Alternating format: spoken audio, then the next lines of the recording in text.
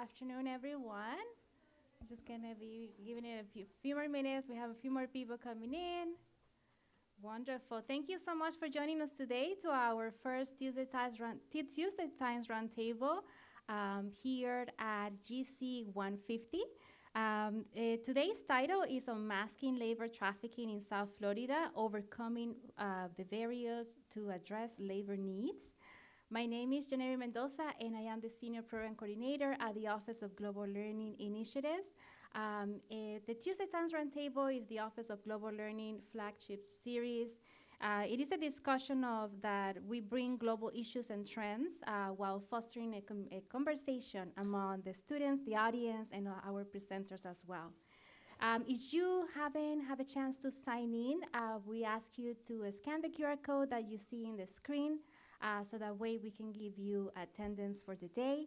Either you're here for the Global Learning Medallion points or the Honors College engagement points or extra credit from your professor, we're glad that you're here and joining us this afternoon. Also, as you engage in today's conversation, we're going to have two microphones around the room from our graduate assistants, so Jitandeli and Natalia. They're going to be holding the mics. Just make sure that you raise your hand so that way we capture your contributions in the recording as well. All right. So all the Tuesday Times Roundtable are usually linked to a New York Times article. If you would like to read the article for this week, you may go to go.fiu.edu/TTR0924. Also, as an FIU student or FIU staff member or faculty, you get access to a free subscription from the New York Times, so you may go to accessnyt.com for that. Also, as of this semester, we are connecting our Tuesday Times Roundtable as well to an SDG, a Sustainable Development Goal. The one for this week is connected to SDG number 16, Peace, Justice, and Strong Institutions. And then this is because the organization that is joining us today, it does such an important role to our community. So you're going to learn more about them, but if you would like to learn more about the SDGs, please feel free to visit the website as well. The Global Learning Medallion points, as you know, this is a one-point activity for you, so make sure that you do a screenshot of the sign-in, and then the rest of our students or staff members, you may also visit the front office, the front desk. We have information about our programs, including the Global Learning Medallion Program, Peace Corps Prep, fellowships, and scholarships that are available within the Office of Global Learning. All right, and without further ado, it is my pleasure to now introduce our session leaders for the day. This is a panel from the International Rescue Committee, so I'm very excited because this organization helps people affected in the community in crisis and also survive, recover, and rebuild their lives. The moderator for today, it is Florencia Dominguez, who I have here on my left. Florencia is a very good friend to the Global Learning Office, so we are very excited to have you and also the team.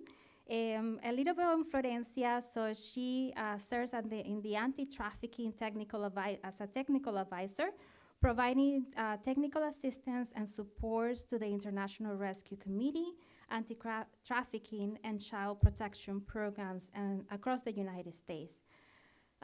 She has over 10 years of experience working with anti-trafficking, refugee, and unaccompanied children programming as a caseworker in various leadership roles. Prior to her role, she was a safety and protection program manager, providing support to all safety, wellness, and protection related to programming in IRC in Florida. She also held leadership positions in the Comparative and International Education Society here at the Office of Global Learning Initiatives at FIU, and worked as an anti-money laundering analyst consultant in Citibank under the U.S. International Personal Banking. So without further ado, allow me to welcome our panelists for today. Hi. Okay. Thank you so much for attending. I'll try to divide the attention here. Thank you so much for attending. We are super excited to talk about this, oftentimes we talk about human trafficking, right, in general, but we want to place part of human trafficking, beyond sex trafficking, is also labor trafficking. So we want to make sure that we elevate that conversation and that we provide a space to bring this to you guys, to your awareness. And just so you guys know, and as Jornay was saying, I was a student at FIU. I participated on the Global Learning Medallion, and then from there, I ended up working for FIU Global Learning. So for me, definitely this is full circle. How I got involved in anti-trafficking, and that basically defined my path, was as a student at FIU attending a panel in which one of the directors now at IRC used to be a presenter. And it was a multidisciplinary panel. So all of this to say welcome. And everything is an opportunity. Feel free to reach out to us after, get our contact information, and we definitely count on you to do this work. So we went over these. I will introduce the amazing speakers that we have today, and I'll ask you guys to talk a little bit about your background. So first we have Detective Jessica Burial. Am I pronouncing that right? Yes, Okay. that's right. She's part of the Human Trafficking Squad with Miami-Dade Police Department. Welcome. Thank you so much for taking the time to join us. And yeah, please tell us a little bit of your background. Okay. Well, thank you very much. It's my pleasure. Hello, everybody. It's really nice to be here and to share this information with you all. My name is Jessica Burial, as Florencia said. I'm a detective with Miami-Dade Police. I work for the Human Trafficking Squad. I've been doing human trafficking investigations for roughly nearly 8 years. Aside from that, I've been with the police department about 17 years. Thank you. You're welcome. And then we have Maria Valenzuela. She's an anti-trafficking caseworker with the International Rescue Committee here at the local office in Miami. Welcome, Maria. Thank you, Florencia. Thank you all for being here. Yes, as already Florencia said, I'm a casework, anti-trafficking caseworker here in the Miami office with the International Rescue Committee. My background is a little bit different. I am a Chilean attorney. I came here to the States and started working in a vulnerable school, and where I interact a lot with foreign nationals, and then I start realizing the difficulties that they have. So then I met an amazing attorney that helped human trafficking survivors. So I start looking at job related, and I ended up here in International Rescue Committee. Thank you so much for taking the time to be here, to both of you. And we wanted to talk a little bit about the International Rescue Committee. I know one of the sustainability goal is strong organization. So the International Rescue Committee is an international organization. It was founded in 1933 at the request of Albert Einstein, and basically responds to the world's worst humanitarian and natural disasters. Here in the US, the IRC did a lot of work with asylees, refugees in Miami specifically, and I think I'm getting ahead of myself. Sorry. I know. I'm okay. Okay. In Miami, they opened the first office in the 1960s to assist during the Cuban exile. So yes, they did a lot of work with the refugees and asylees here in Miami, and then started working naturally with anti-trafficking, and we'll explain why. I represent Framework. Framework is an education. This is the educational component of the training and technical assistant program. Basically, we are funded by the Department of Justice to provide education and outreach, and again, bring awareness about labor trafficking. So basically, in this role, we provide support to all those agencies that are federally funded, trying to do work in anti-trafficking. So what we are here to do is remind everyone that when you do anti-trafficking, that includes labor trafficking as well. So the way that we do it is we try to increase collaboration among all the partner agencies. We try to promote best practices in addressing labor trafficking in service delivery, outreach, need to elevate again the conversation around labor trafficking. So the Department of Justice created the technical unit Framework to actually provide technical support but also put a mandate saying that if you are if you are funded by the Department of Justice, you need to respond to labor trafficking. You cannot only respond to sex trafficking. And that's a mandate to all the federally funded agencies. Simultaneously, private foundations are seeing the need. And in the case of the Howard G. Buffett funding that the local office has, the focus was agricultural sector, labor trafficking only. All that funding goes to labor trafficking. And this is funding that the IRC Miami has with the Miami-Dade Police Department and the Coalition of Florida Farm Workers Organization, and Vida Legal Assistance. So very particular dedicated projects, again, for labor trafficking. So going to human trafficking in general. And I think Yes, so we'll start talking about, what is human trafficking? Human trafficking is a crime that consists in compelling or coercing a person to provide labors or services or to engage into commercial sex acts. The Trafficking Victims Protection Act of 2000 give us these two definitions, but also introduces us to the AMP model, which is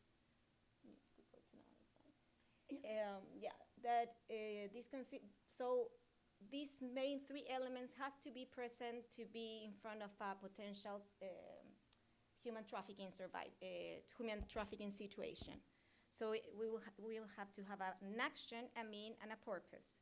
The action can be induce, recruit, harbor, transport, provides, or obtains. The means, which be force, fraud, or coercion. It is very important to highlight that inducing a minor into a commercial sex act or into a sex act, it will be always human trafficking, regardless the presence of fraud, force, or coercion.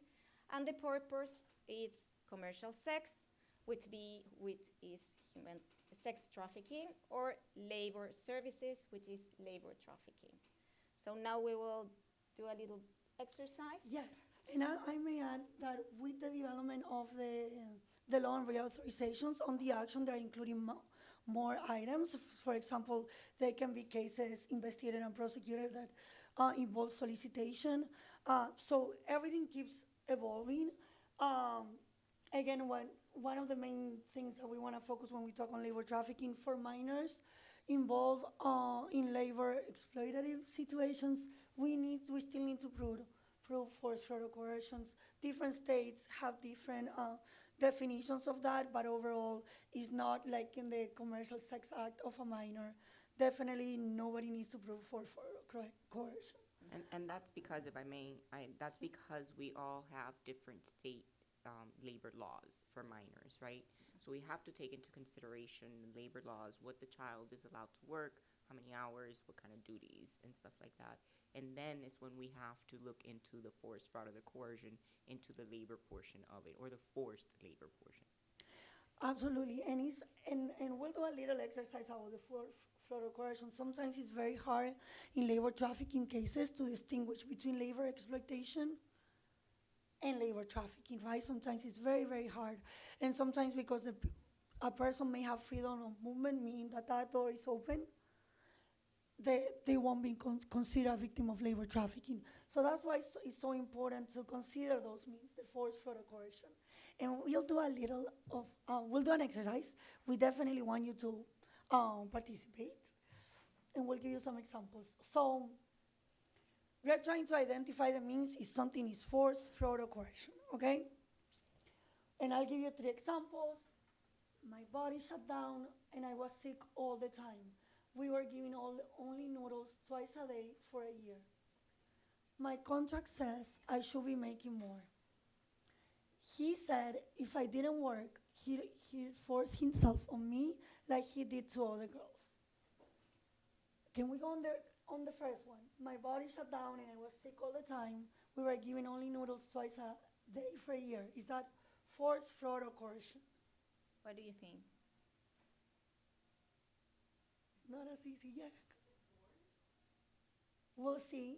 Any other takers?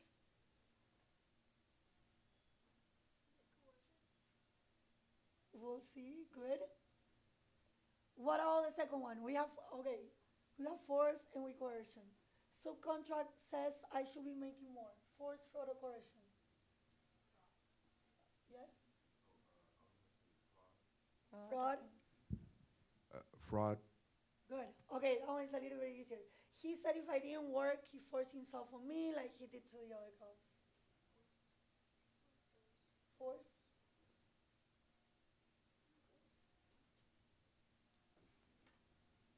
We'll do one more.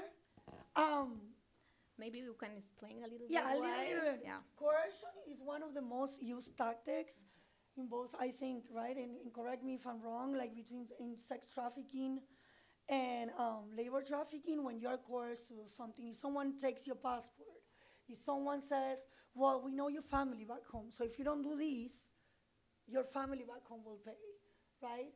There is a lot of coercion involved, and a lot of that creates a limitation of movement. You can have that door open all day, but you won't leave if you are feeling that there's going to be retaliation on your action, right?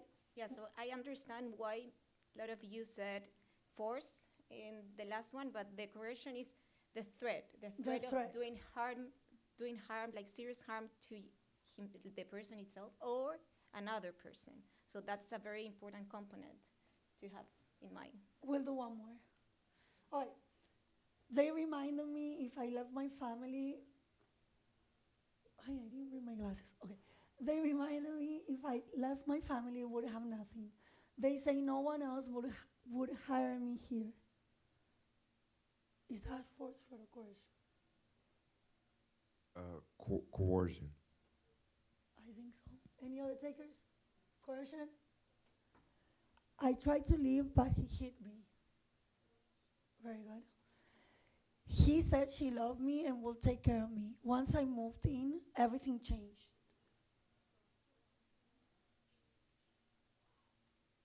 Very good.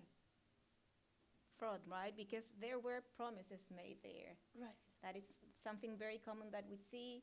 Someone promised to love me, someone promised to give me a work, to protect me, to take care of my children. That is very common in this field to see. We'll go, Maria, you want to go over this one super quick? Yeah, super quick. Yeah, sorry. Yeah. Can you explain how the very first example, like how the first one was force, like the one was This force. one. Yes, how was it force? That's a really, this one is very complicated, right?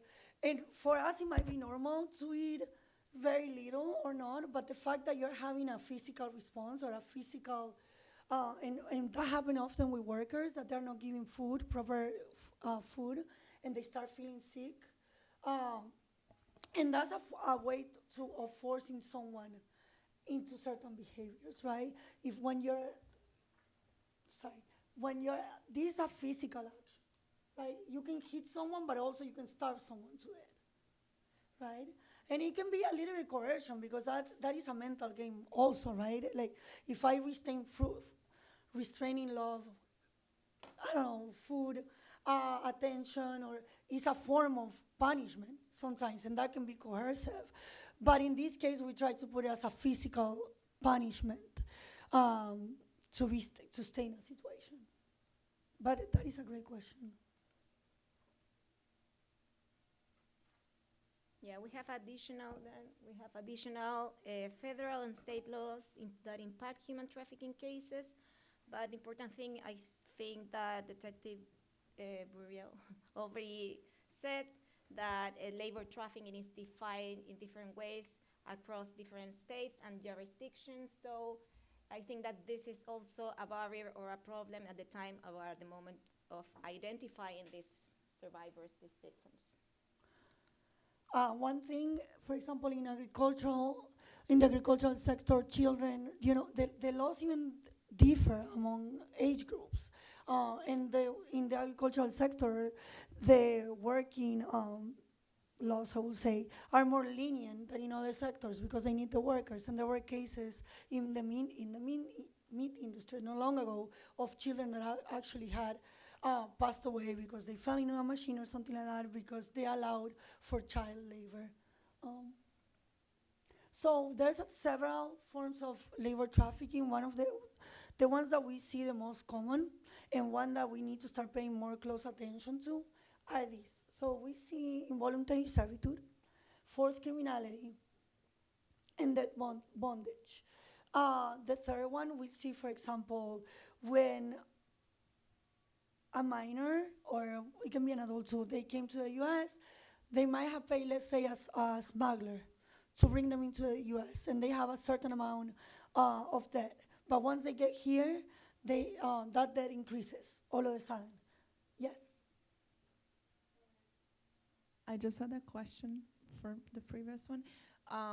Because you said in different states is different laws about labor for minors. So let's say a child or a minor is trafficked from one state to another, and then where he was taken from, it's not necessarily illegal, but where he is working, it's illegal. So how do you deal with that? That is a great question.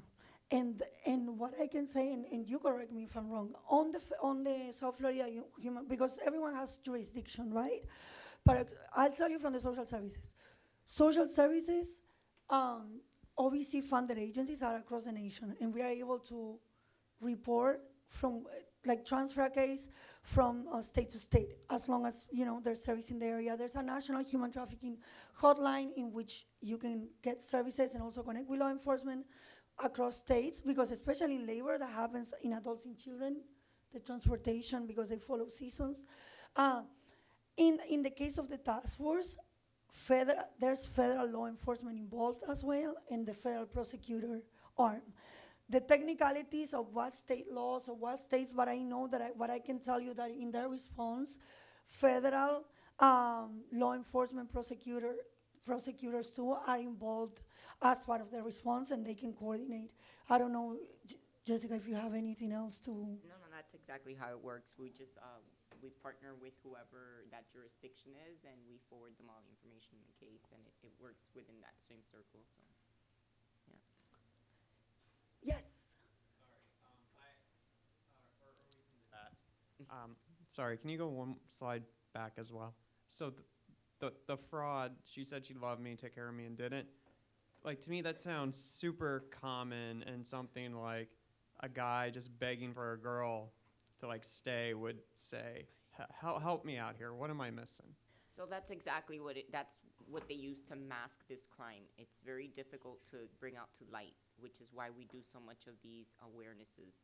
The crime can seem to be something not criminals, maybe a relationship issue, maybe a dispute. Right. But then that's where law enforcement like myself come in, and we have to dig and ask the right questions to try and figure out, is there more to it, or is it just an upset boyfriend and girlfriend, right? But we know we have to ask a certain line of questions to get to the information that we would need to make it human trafficking. And I'll add, right, we are talking about the means, which is one of the three elements. There has to be an action, there has to be the means, and there has to be a purpose. And the purpose is the provision of a service for the exchange of something of value. It doesn't have to be money necessarily, but there has to be the three components. So an action is taken by these means, by the use of one or all of these means, with a purpose. And the purpose, again, the provision of a service for the exchange of something of value.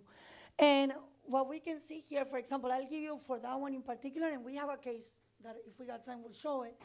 But this happens sometimes with, let's say, an unaccompanied child that comes and has a sponsor that might be a family member, and they thought that that family member was still gonna take care of them, and that's all it takes, and the minor could focus on school or whatever the minor can do, and when the person gets here, they're like all of a sudden, kind of like a Cinderella type of thing, you need to help taking care of the younger child, or you all of a sudden, they're not helping you get enrolled in school. You have to do household things, and one thing is to do chores, and another thing is to kind of like force, or again, like that dangling of punishment if you don't do something, right? And that the expectations are not clear. It's very, very complex. It's not that easy, right? And oftentimes it takes a lot of building rapport for whoever gets involved.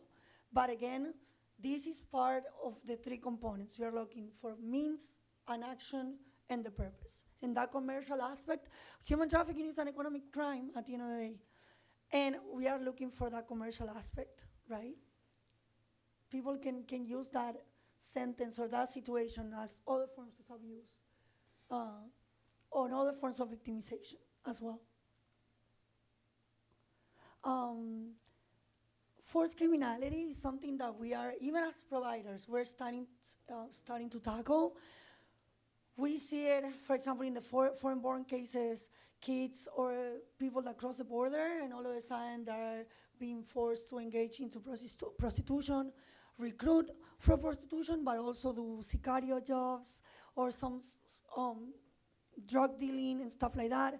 It can be said the same for gang activities here in the US, that some kids might be forced, right, and or coerced or defrauded into those situations. And it's something that as a community we need to start preparing to it, because even the federal law, right, is paying more attention to that in how we can respond to those instances of forced criminality. And oftentimes we don't think of that, right, when on gang-related issues here. But again, we are starting to see that is something that we need to pay more attention to.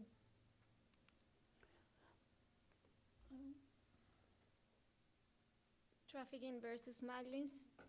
Versus smuggling. These terms are very often confused. So I will explain you a little bit of the difference. Trafficking is exploitation-based. Smuggling is transportation-based. But the biggest difference between these two situations is the consent. Trafficking situations, it is never consent. The smuggling situation, the person agree to be transported through a border. So in a trafficking situation, the person does not need to travel anywhere. The trafficking situation can pass anywhere, can take place anywhere. In a smuggling situation, in contrast, the person is transported through international borders. And in trafficking, the exploitation can occur indefinitely. In a smuggling situation, the smuggling ends usually when the person crossed the border or paid a fee. It is important to say that a smuggling situation can easily become a trafficking situation, especially when there is a theft or a perceived theft or a fee that may increase over the time or but never decrease. So these situations can become trafficking situations.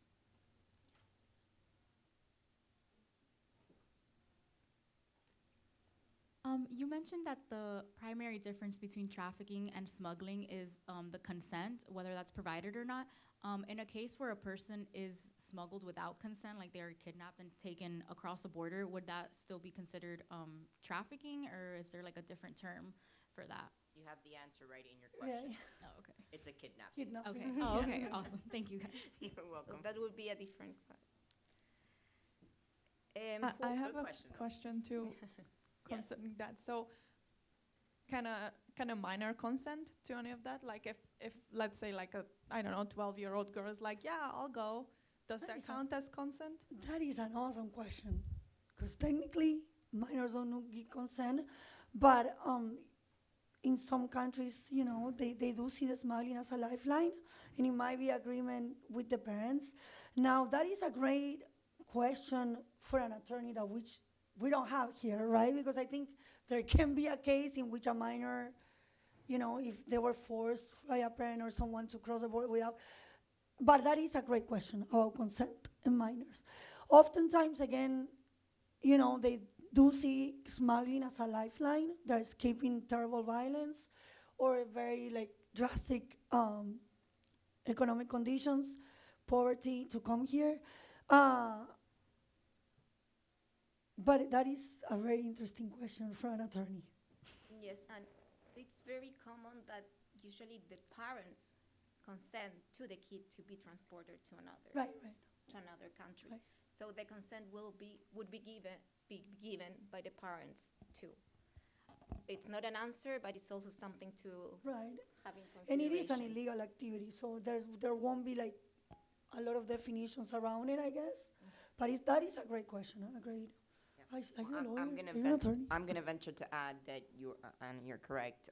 If the parent of the child does consent for the child to be transported from point A to point B, smuggled or cross borders, then that child has the consent to do so. It's been my experience that that's usually how it works when they come unaccompanied by an adult. The consent has been given by the parent back in their home country. Yeah, that's what I had experienced too. So, agree.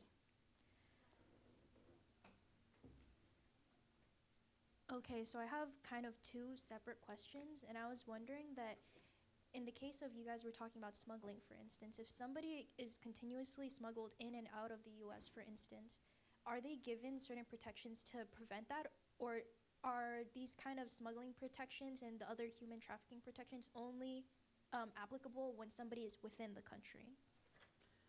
That is a great question. So what I will say in my experience, the technical unit that I belong provides technical advice both in Europe and in the US. What I will say that in the US, the laws are way more advanced, and the coordination, this type of coordination between law enforcement, social services, and actually to have funding, federal funding to respond, in my experience, we're way more advanced in that sense. So what I can say in regards to the law and minors, if a minor gets to the US and experience trafficking outside the US, that minor will receive services and benefits. Okay? In the case of the adults, the trafficking instance has to happen in the US. That doesn't mean that there's no connection, and we work cases with, for example, England and the US, and we had coordinated services with the International Organization for Migration, for plane tickets. Like, there can be some coordination, but different countries have different laws. What I can tell you out here, the main distinction is minors, it doesn't happen where they're trafficking. If it happened back home, that minor will receive services. In the case of adults, the trafficking instance has to happen here in the US. But that is a great question. Yeah, and like the part B to my question was kind of like completely separate, but I was wondering if, for instance, somebody is experiencing sex trafficking, but it's more in like the virtual sense. So like there's a bunch of online services in which somebody could be trafficked, and it involves like an American and a non-American. I wonder how that would work since, virtual sex crimes are increasing. I wonder if there's a separate division that goes into more of these virtual crimes, or if it's like all one unit, or I don't know any details you can give. Okay, so yeah, that's also a very good question, and correct me if I'm wrong, but I think I'm understanding your question to be if there is a victim that's being trafficked via the internet, online, and a subject that is trafficking this victim elsewhere from a different country or a different place. That investigation could either be handled by my squad or the ICAC unit, but that would be the squad for children against crimes against children online. There's a lot that goes into, if there's a lot that goes into a regular human trafficking investigation, there's a lot more that goes into an internet online investigation, because we would have to pinpoint by the means of IP addresses and locations of where that crime is actually occurring, where that subject is, where that victim is. And if a victim of that sort does come forward, I think that would eliminate us having to find this victim, right? That somehow we're going to be able to get to that person first, and then comes the more integrate work about looking for this subject. Where in the world actually is this subject? How did he communicate, and how is he communicating and going about committing this crime? It's interesting. One of my partners did have a case. It wasn't international. It was actually national. It was happening within the United States, but in 2 different states, Our victim was living in a northern state while our subject was living here in Miami-Dade County. But he did meet this young lady online, and he did win her trust over, and he was, for lack of a better word, remotely or digitally controlling her every move. So it does happen. I don't know, does that answer your question? That was a really good question, though. And it would be treated as such, as a human trafficking, absolutely. We're going to I changed it. Sorry. We're gonna go into the scope of the problem, identifying potential survivors. There's some local statistics that we can go over super quick. Yes, well, Florida, Miami-Dade County is a very hot spot for trafficking for different reasons. We home to nearly 13% of the entire state population. We have very easy access to international water borders, the Caribbean, South America, Central American. We also have 5 airports here, one of them the Miami International Airport, which is one of the busiest in terms of international flights. Florida has the 3rd highest rate of human trafficking cases reported in the United States. These cases are reported to the National Human Trafficking hotline. So these are calls. Among these calls, labor trafficking cases that were reported in 2021, the agricultural and farming industry stand as the dominant sector, representing 21% of the total cases that were reported that year. And that makes a lot of sense because of all the fields that we have in Florida due to the weather, and also domestic servitude cases we are seeing more and more. Well, we find labor trafficking in different industries. These are only some examples of them: healthcare, hotels, motels, trucking, nannies, home cleaners, home health aides, agriculture, forestry, family trafficking, familiar trafficking, and construction. And also it is very common for foreign nationals to come here and start working in these industries. These foreign nationals come usually with a work visa or a student visa, so it is easily for them to become a target for trafficking. In the case of, we'll talk later, but in the case of hospitality and agriculture, one misconception is that most of them will be undocumented, and that's not true. A lot of them come with temporary work visas, specifically to work, and it's through they get the visas back home through the subcontractors, and then they get here. And it's not the actual company, but the subcontractors that put them in those trafficking situations. So a lot of the cases have those temporary work visas, and sometimes in their response, there's ways to track those temporary work visas to kind of like do targeted outreach and inform the workers of their rights. And I think it's important to also point out that it's not always undocumented or international individuals. A lot of the times, our own domestic and national workers are victimized and abused and forced into labor. Absolutely. So is there like a roadmap to identify a labor trafficking victim? Not really, it's a combination of things, but things that, from the social side, I say, like when you're having conversations, let's say you're in the unaccompanied children, or maybe someone from another programming, that you're signs that you're starting to see, right? And it can be at different things. For example, like people living with multiple individuals and then never having a space to privately talk. Basically, we see that a lot. A sponsor that is also an employer. So there's no clear definition of expectations and responsibilities in both ends. That for us, it raises some concern, and something that we already know we need to dig in a little bit. Dig a little bit on kids not enrolling in school, concerns of paying debt to a family, smugglers, financial responsibility. There's different identifiers that we look for, and again, you can also look for physical signs. We have had cases in which we saw like on the youth the lacerations from working on the field all days, so they continuously get caught, and that alone is not an indicator. Maybe it's an indicator of labor exploitation or something, or labor abuse, but those are signs that again we try to keep our antennas. Right, when you out. start coupling them on. You start or coupling, grouping exactly. them together, right? Absolutely. And again, as you can imagine, there's a lot of barriers into identification. First of all, most times people don't self-identify, right? People don't, even if they're experiencing severe exploitation of any form, they're not self-identifying as a victim of trafficking.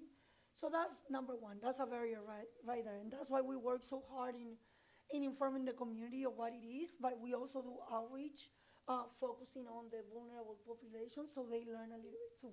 I think more so, if I may, within the labor trafficking community, they don't identify themselves as such because they see that the situation that they might be in currently could be much better than what they would have or had back at home.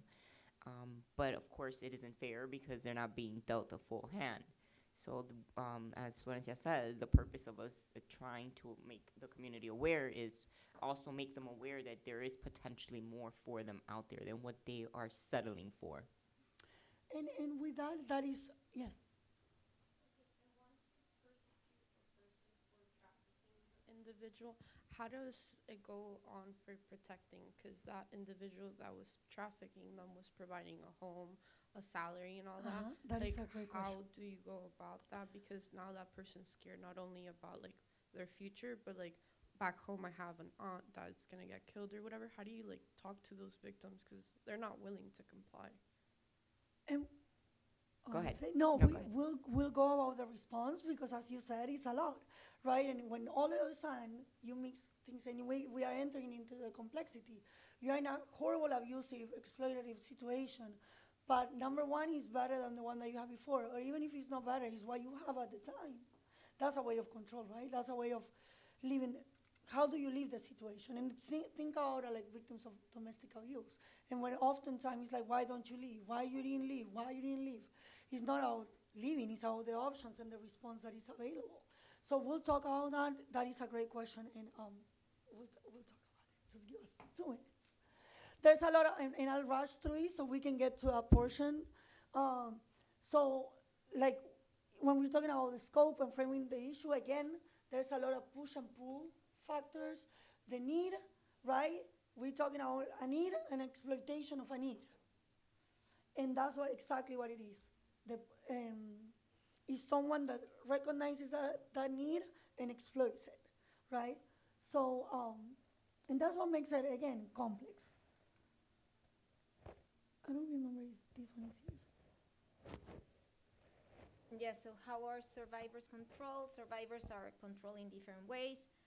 Psychological abuse, beating, burnings, sexual abuse, isolation. That's a very good strategy for traffickers, isolating the victim so they become the only person who can support them.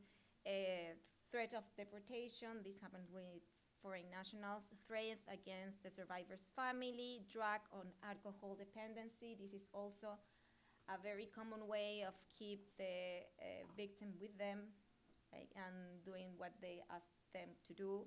Withholding of document and trauma bonding that we already talked about it a little bit about. And that. I think you too pointed out to that. I think you pointed out when you have the question of the force and the emotional component, even in the case of the boyfriend-girlfriend, trauma bonding is real. Stockholm syndrome is real. All of those things are real. And in this case, again, the question is that in any form of victimization, you never put the pressure on the survivor, ever. Never the responsibility goes on the survivor as why you didn't leave. That's not how it works. That's not how it should work. And that is part of the... Yeah, and the trauma bonding, many times the trafficker is a person that the victim trusts, or the victim thinks that she or he will meet their needs. That is someone that trusts, they loved. We have a little video, do you think? Okay. Can you guys hear it? Sofia is 16 and from El Salvador. She has been separated from her mother and younger brothers for the last 6 months. She was initially excited to be in the US and with her aunt, but things have gotten difficult. Sometimes her aunt showers her with love and makes her favorite homemade foods. Other times, she makes Sofia feel guilty and ashamed for being a financial burden. She says that Sofia owes it to her and to her family to work as a maid at a fancy hotel instead of going to school. Sofia's aunt keeps the money, though she says she sends some to Sofia's family. When Sofia's aunt gets mad, she says that she'll throw Sofia out.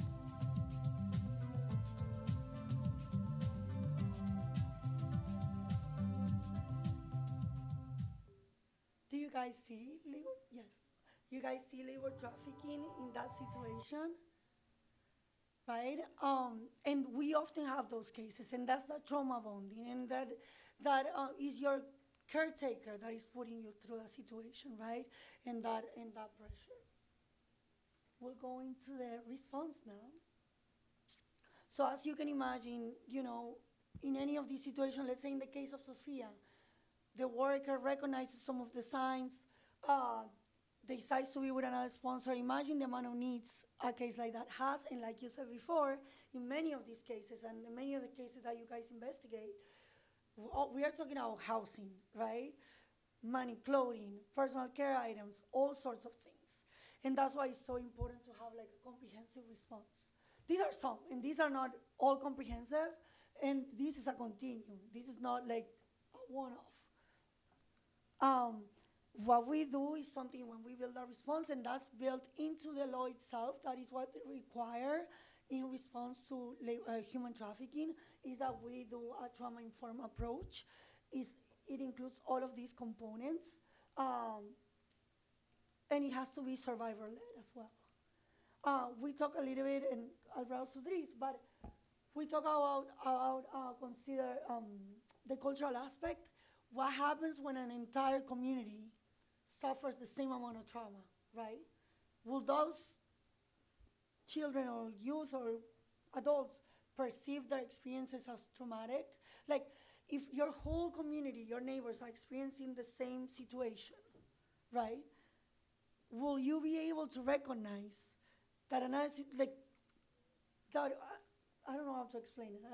No, so I think you're trying to say that's the same cycle, Right. or learning behavior that you grew up in, so you perceive it and see it as a normal part of life. Right, a normal behavior, and that's why people don't self-identify and they don't ask for help. And sometimes they are thankful that even though it's exploitative, that they have something a little bit better than they had before. And that's the whole point of us providers, that we need to be, that is why it's so important in everything we do that we understand culture, right? And where people come from, even when you're trying to offer help. Multidisciplinary approach, very briefly, this is what we are doing right now. This is how we respond locally. Locally, we have an extremely strong,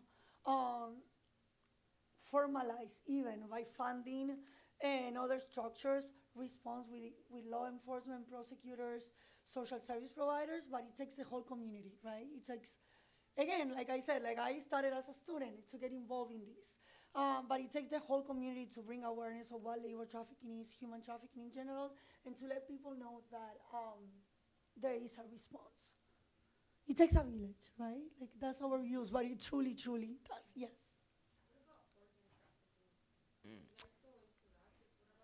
Victim is not.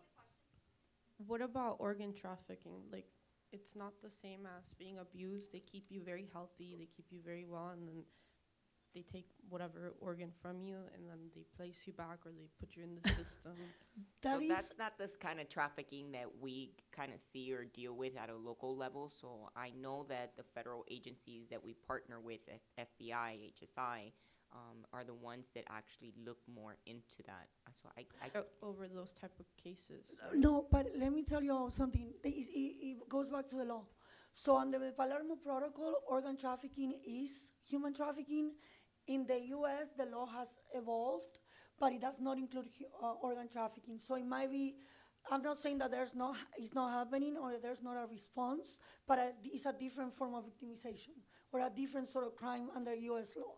So maybe again, the law continues to evolve. It will include, and I know in parts of Europe, organ trafficking definitely is part of human trafficking. But under the U.S. law definition, organ trafficking is not part of human trafficking, which is okay. Thank you. No worries. I also had a question. Yes. Sorry.